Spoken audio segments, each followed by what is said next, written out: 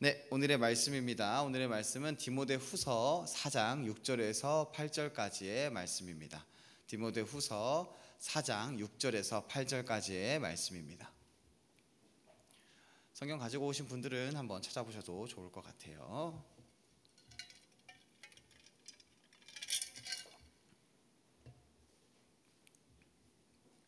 디모데후서 4장 6절에서 8절 말씀 우리 함께 읽겠습니다. 전제와 같이 내가 벌써 부어지고 나의 떠날 시각이 가까웠도다. 나는 선한 싸움을 싸우고 나의 달려갈 길을 마치고 믿음을 지켰으니 이제 후로는 나를 위하여 의의 면류관이 예비되었으므로 주 곧 의로우신 재판장이 그날에 내게 주실 것이며 내게만 아니라 주의 나타나심을 사모하는 모든 자에게도니라. 아멘. 사랑하는 여러분, 혹시 이제 자신의 인생의 끝을 생각해 보신 적 있나요? 내가 마지막엔 어땠으면 좋겠다. 제 친구 중에는 웃긴 친구가 있는데 자신의 장례식은 그 유튜브에 옛날에 한창 잠깐 유행했던 그 이제 관짝 들고 춤추는 그거 있죠. 그거 해달래요. 네. 그래서 해주기로 했는데 자신은 즐거운 사람으로 기억되고 싶다고 합니다. 각자 이제 마지막에 대해서 생각을 할 때 내가 마지막까지 무엇을 들고 살아갈 것인가에 대한 생각을 좀 할 때가 있는데 보통 일반적으로 이제 돈이 좀 많았으면 좋겠고 명예가 좀 있었으면 좋겠고 그래서 화환이 막 쫙 늘어졌으면 좋겠고 하는 사람들이 있을 것입니다. 그러나 우리 그리스도인들은 오늘 말씀 가운데 나오는 이 의의 면류관이 있어야 할 것입니다.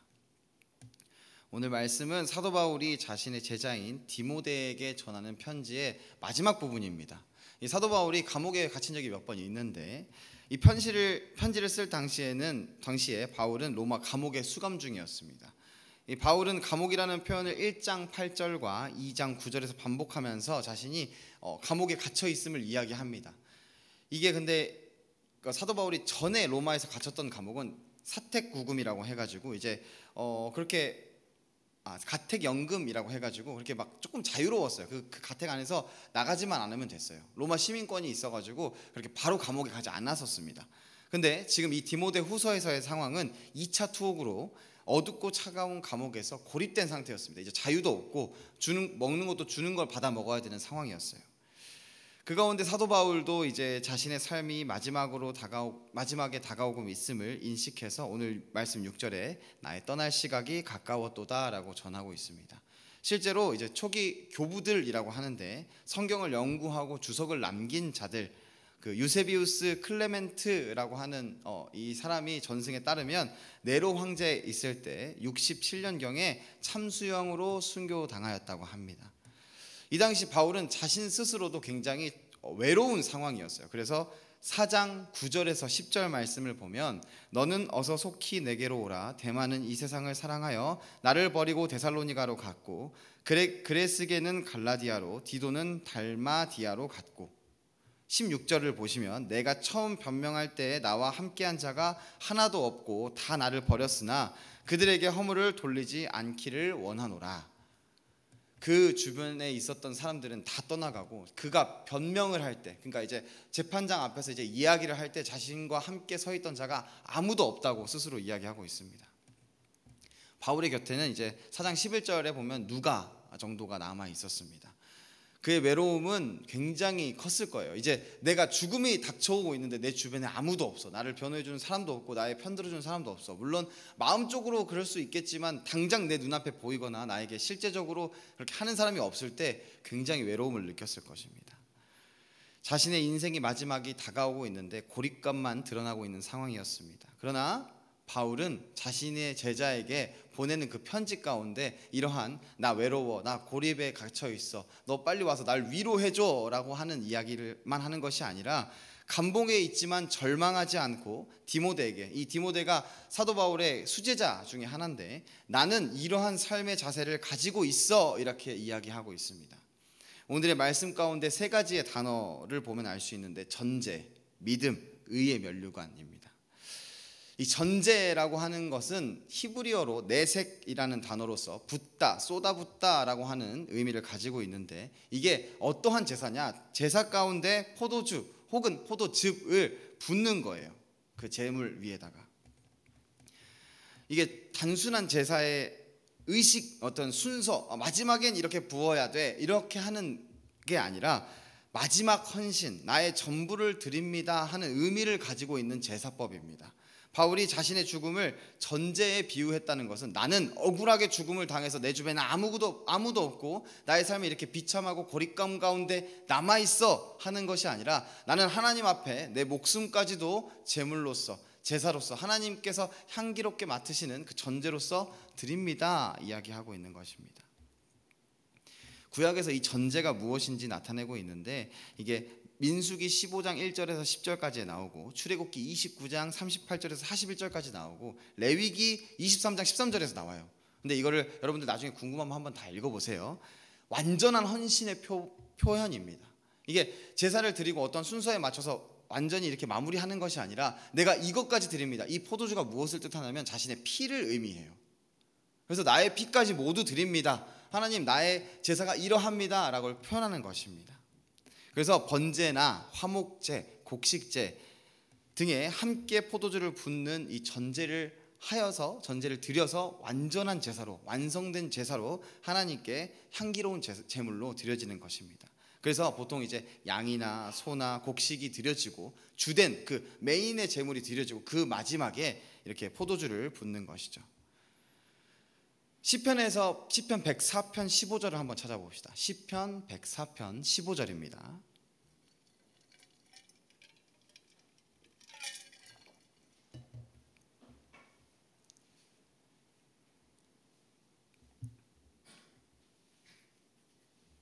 시편 104편 15절 말씀입니다. 우리 함께 읽어볼까요?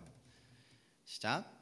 사람의 마음을 기쁘게 하는 포도주와 사람의 얼굴을 윤택하게 하는 기름과 사람의 마음을 힘있게 하는 양식을 주셨도다.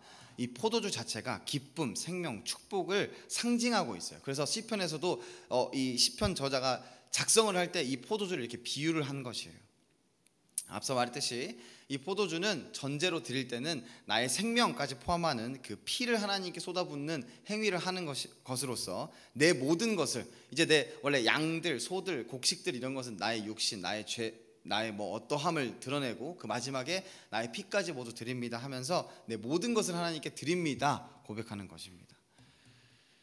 사도 바울이 그 자신의 제자에게 나 이렇게 외로워, 나 이렇게 주변에 아무도 없어, 너 얼른 내게로 와 하는 의미로 나에게 오라 이야기한 것이 아니라, 나의 사명은, 이 예수 전하는 사명은 이 끝까지 나의 목숨을 바칠 때까지, 내가 교수형을 당할 때까지 전제로서 하나님께 드려지게 될 거야를 이야기하기 위해 얼른 내게로 오라, 와서 보라 이야기하는 것입니다.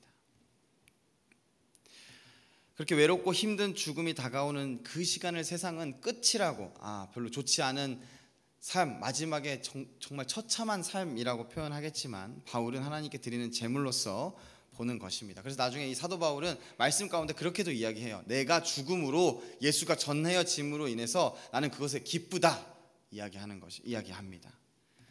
그래서 7절 말씀에 믿음을 지켰으니 라고 고백합니다. 자신의 생명조차 아까워하지 않고 순전한 제물로 드리는 그 믿음을 지킨다라고 고백을 하는 것입니다. 도대체 믿음이 뭐기에? 믿음, 하나님이 살아있다는 거 알겠습니다. 예수님이 나를 위해서 이 땅에 내려오셔가지고 죽으시고 알겠어요. 나 믿어요. 도대체 믿음이 뭐기에 이렇게까지 바울은 그 믿음을 지켰으니라고 이야기할까요? 믿음은 내 삶의 주관자가 하나님이시라는 믿음입니다. 나는 죽고 나의 삶에서 내가 내 삶을 주관하고 어떤 삶을 계획하고 모든 것을 다 해내고 하는 것이 아니라, 나는 죽고 나의 주님이신 예수님 하나님께서 내 삶을 사시는 것을 이야기하는 게 믿음입니다.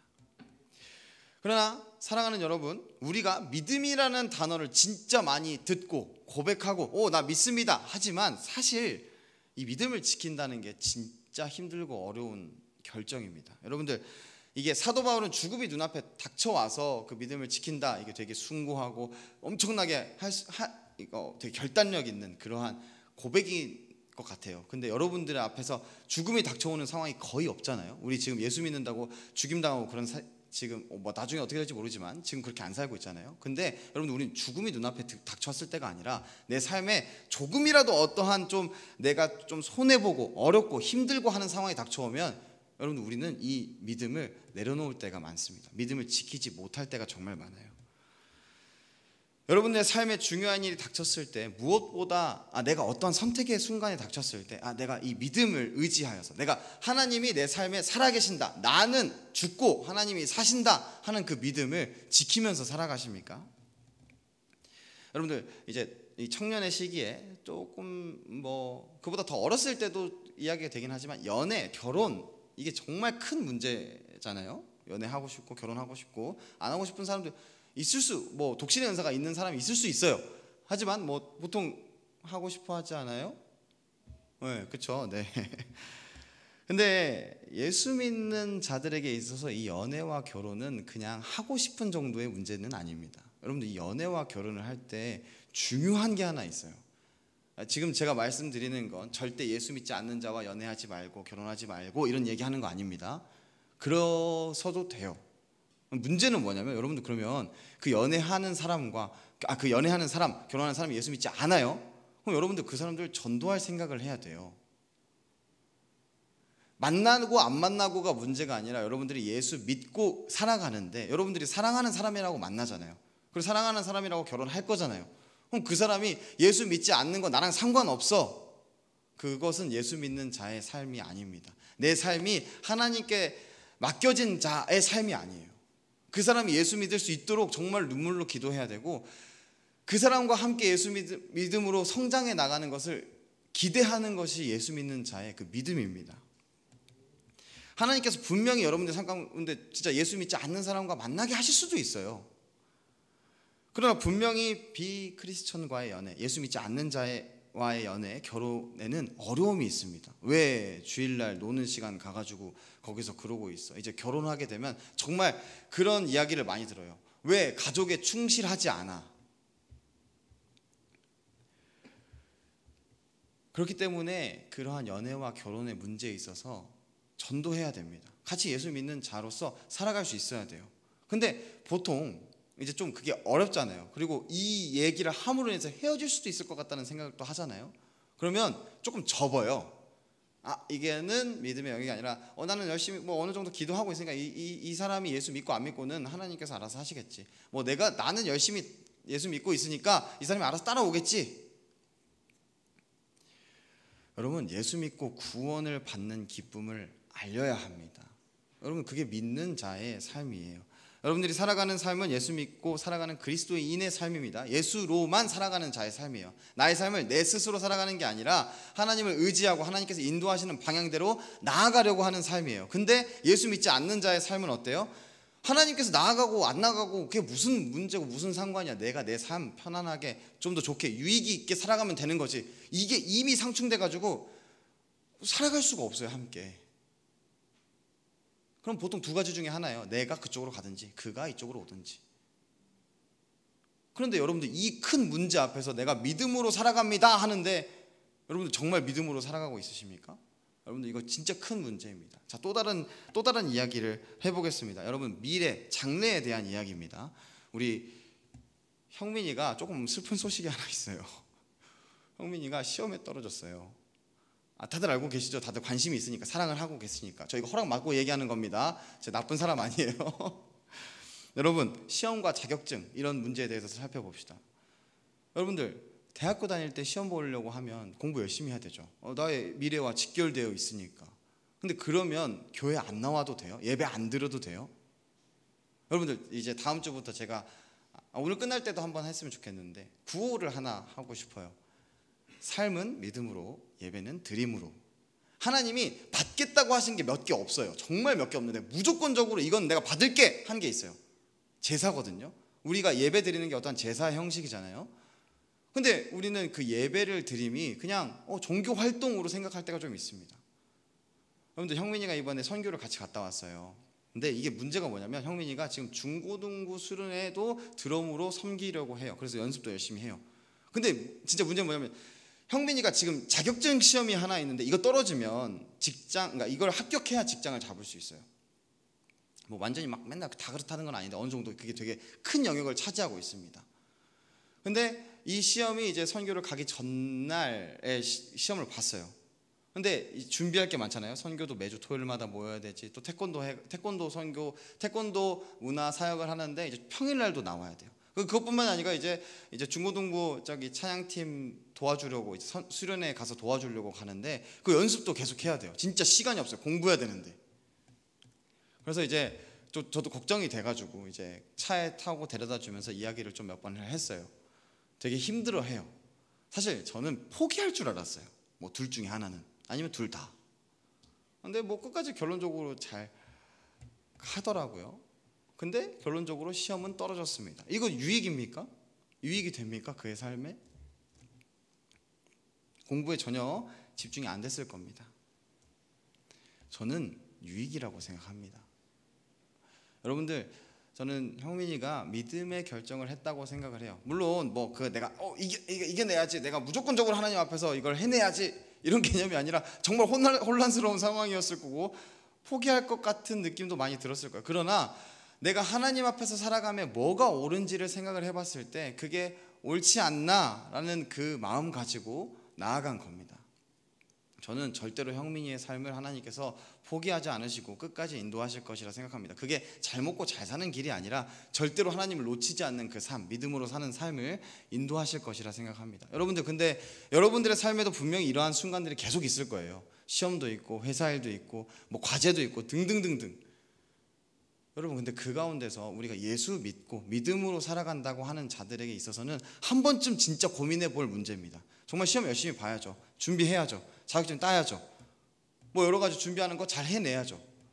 근데 그 가운데 하나님은 어디 있습니까? 내가 하나님을 믿을 때 어느 정도 순간 내가 바쁘지 않고 급박하지 않을 땐 믿고, 지금은 내가 바쁘고 내 삶의 유익이 사라질 것 같으니까, 내 미래가 좀 걱정되니까 잠깐 내려놓고.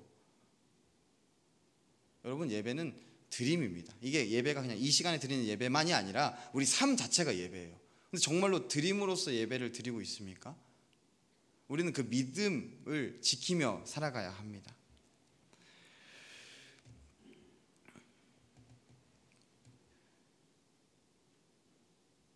이게 그 믿음을 지키며 살아가는 삶이 이게 굉장히 어려워요. 근데 조금 간단하게 생각해 보면 내 삶에서 내 뜻, 내 유익, 내가 생각하는 어떠한 것이 중요한 삶이 아니라 하나님의 뜻하심과 원하심이 중요한 삶입니다. 내 삶에서 하나님이 나의 삶에서 어떻게 가는 걸 원하시는지, 하나님께서 성경 가운데 내가 원하는 건 이거야 이야기를 해놨는데 그걸 정말로 보고 있는 삶인지, 이 세상에서 어떠한 내가 어떻게 살아가야 잘 살아가고 어떻게 살아가야 유익이고 이런 부분을 제외하고 그런 것들도 중요하긴 하지만 그거 먼저가 아니라 하나님께서 이 성경 가운데 나에게 무엇을 중요하게 여겨라 라고 하는지 그것을 인식하며 그것을 지키며 살아가는 것이 믿는 자의 삶입니다. 여러분들, 하나님이 원하시는 삶이 여러분의 삶이 항상 불행하기를 바라고, 여러분의 삶이 항상 다 포기하고 내가 내 미래에 대해서 쌓아가야 되는 거 다 포기하고 살아가라고 하는 말이 아닙니다. 하나님이 원하시는 거 뭔지도 모른 채 교회에서 하라는 거 다 하고, 제가 여러분들에게 뭐 시키면 이거는 뭐 하나님의 말씀이지 이러면서 다 들으라 이런 얘기하는 거 아닙니다. 여러분들, 그건 여러분들이 알아서 판단해야 돼요. 성경 읽고 기도하고 예배 드리면서 하나님이 무엇을 여러분들에게 원하시는지 생각해 봐야 돼요. 어떤 분들에게는 진짜 주일마다 예배 못 나올 수밖에 없는 상황이 생길 수도 있어요. 배 타고 만약에 배 타고 나가서 몇 개월 동안 있는 그 분들에게 있어서 거기에 만약에 교회에 함께할 예배드릴 공동체가 없어. 나 혼자 예수 믿는 사람이야. 물론 그 자리에서 혼자 예배드릴 수 있죠. 그럼 그게 이러한 형식의 예배입니까? 아니요. 그 삶에 맞춰서 하나님께서 분명히 원하시는 게 여러분들에게 각자에게 있어요. 그것을 지키며 그것을 바라며 하나님이 나에게 무슨 삶을 원하시는지 알아가면서 그것을 의지하며 살아가라고 하는 것입니다. 말씀 보고 기도하고 예배 드리며 사역 가운데 여러 가지 사역들이 있죠. 뭐 하나도 빠짐없이 다 참여하라 그러면 지쳐서 쓰러져요. 그건 나의 의로 하는 거예요. 또 그건 또 굉장히 어려워요. 하나님의 말씀 지키며 살아가는 게. 근데 사역에도 열심히 참여하세요. 그 가운데 하나님이 여러분들에게 원하시는 뜻, 여러분들이 어떻게 바뀌었으면 좋겠는지, 여러분의 삶에 나는 이런 존재야, 하나님께서 항상 여러분의 삶 가운데 말씀하시고, 기도할 때 응답하시고, 예배 드릴 때 그 은혜 주시고, 사역할 때 무엇을 자꾸 부딪히면서 깨닫게 되거든요. 그렇게 하시는 이유는요, 하나님 나는 너희에게 어떤 존재에 알려주고 싶으셔서 그래요. 소통하시기 원해서. 그 가운데 여러분들 참여하시길 바랍니다. 그래서 그러면서 하나님의 뜻을 알아, 하나님이 어떠한 분인지를 알아서 나의 고집과 나의 아집과 나의 유익을 추구하는 마음들을 우선하지 않고 하나님 앞에서 충성하는 삶을 살아야 한다는 것입니다. 우리는 계속해서 하나님이 나의 삶의 주관자, 나의 삶을 인도하시는 분, 나의 삶의 왕 이렇게 이야기를 하는데 충성하진 않아요. 믿지 않는다는 소리거든요. 왜냐? 내가 보기에 이게 내 유익을 조금 해칠 것 같으니까. 여러분들, 사도 바울이 나는 믿음을 지켰다라고 이야기하고 내가 이 삶, 마지막 이 목숨을 바치는 이 삶이 전제다라고 이야기하는 건 이러한 개념에서 여러분들에게 이야기하는 겁니다. 디모데에게도 그렇게 전달하는 거예요. 디모데는 사도 바울이 죽으면 스승이 죽는 거예요. 디모데는 어려서, 그 사역자인데 어려서 되게 그렇게 대우받지 못했습니다. 좀 말에 힘이 좀 없었어요. 되게 조금 어려운 상황 가운데 있어요. 근데 여기에서 항상 의지하던 사도 바울이 죽어요.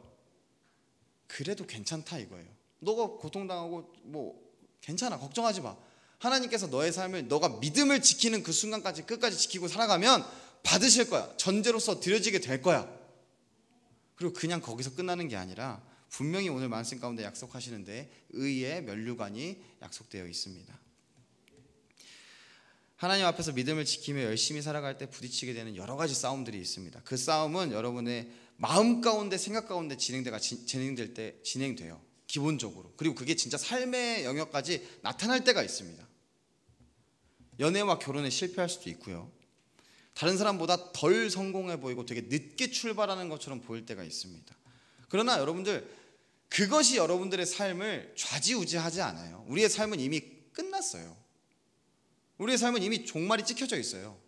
우리의 삶은 이 세상에서 어떻게 살아가는 것이 결과가 아니라 내가 구원받았고 하나님 안에서 살아간다, 천국을 누리며 살아간다가 결론이 지어져 있어요. 이 가운데 무엇을 하든 어떻게 되든 하나님께서 주관하시는 삶이에요. 이 가운데 하나님께서 여러분들에게 중요하게 여기시는 건 네가 잘 먹고 잘 살고, 당연히 하나님은 여러분들을 사랑하시기 때문에 여러분들의 여러분 삶이 힘들게 만드는 게 목표가 아니세요. 내가 어떤 존재인지, 내가 너한테 어떠한 의미인지를 가르쳐주는 게 목적입니다.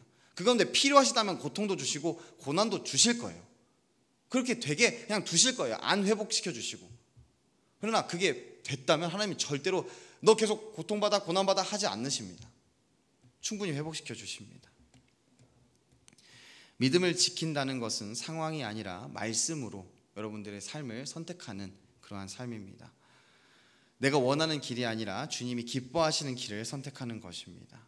그래서 사도 바울은 자신의 제자에게 이러한 믿음의 중요성, 어떻게 믿음을 지키며 살아가야 하는지, 나의 삶의 마지막 순간까지 전제로서 믿음을 지키며 살아가야 하는지 이야기합니다. 그래서 믿음의 선한 싸움을 싸우고 그 믿음을 끝까지 지키면 의의 면류관이 예비되어 있다. 절대 그냥 그 고통 가운데 참고 견디고 그래서 끝! 이게 아니라 의의 면류관이 준비되어 있다고 해요. 여러분들, 이 면류관이 뭐냐면 월계관이거든요. 이 면류관은 여러 가지 종류, 이제 여러 가지 의미들이 있는데 예수님이 쓰신 면류관도 있고 뭐 그렇지만 기본적인 뜻으로는 월계관입니다. 이 월계관이 뭐냐면 과거 로마 시대에는 올림픽이 있었어요.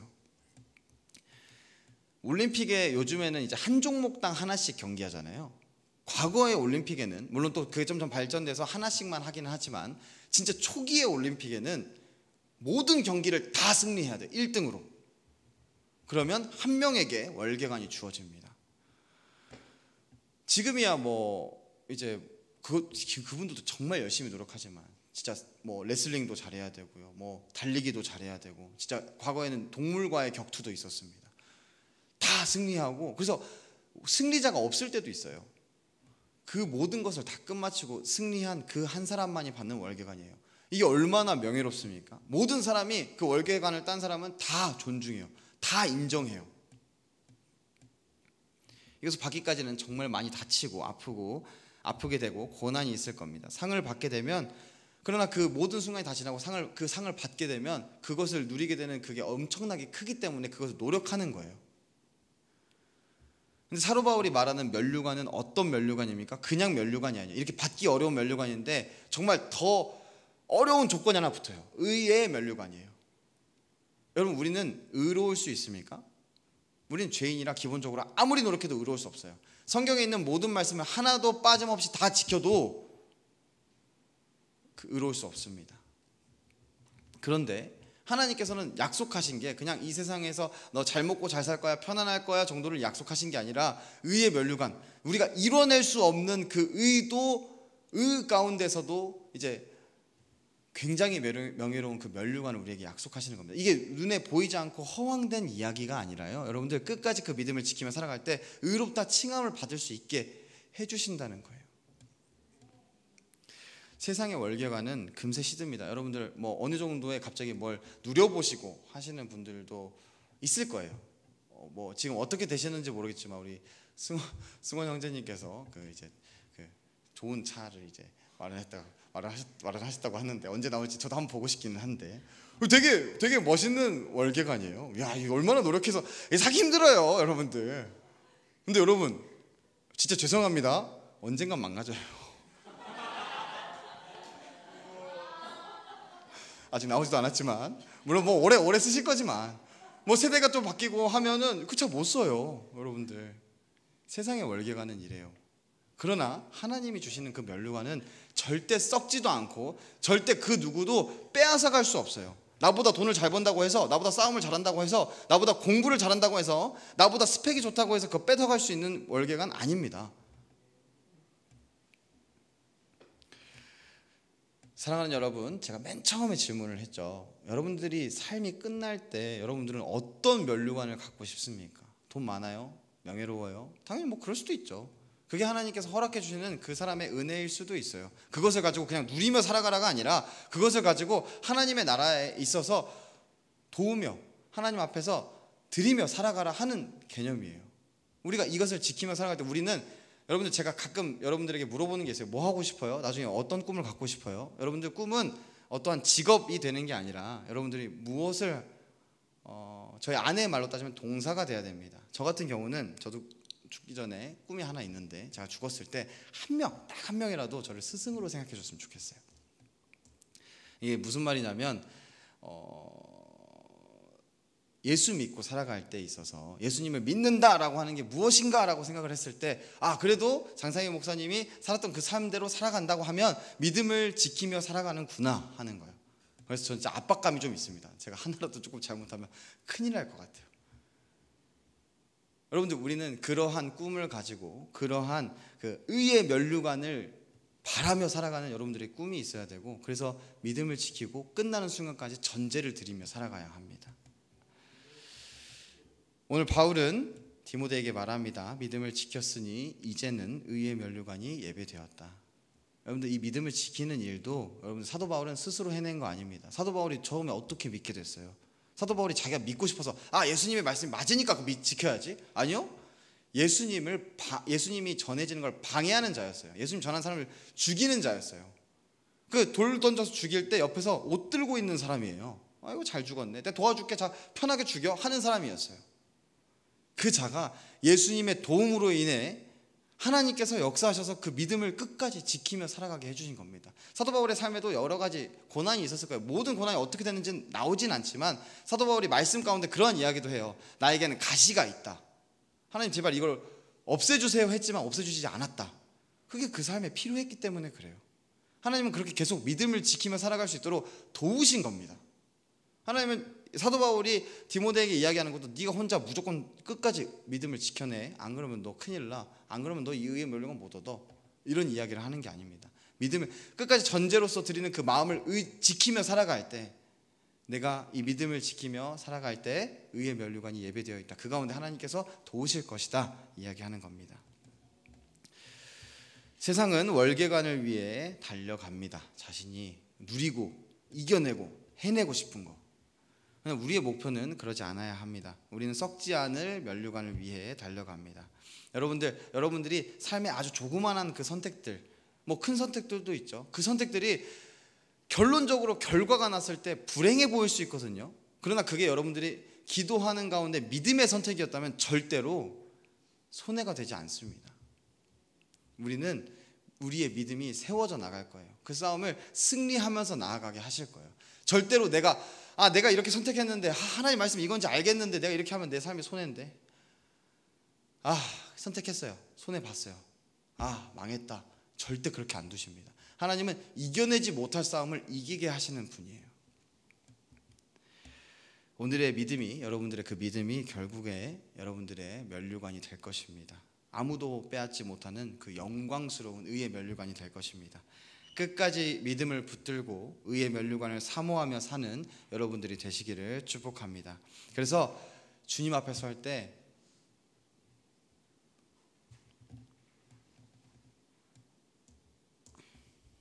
잘했다, 착하고 충성된 종아 하는 칭찬을 받는 여러분들이 되었으면 좋겠습니다. 우리 찬양하겠습니다.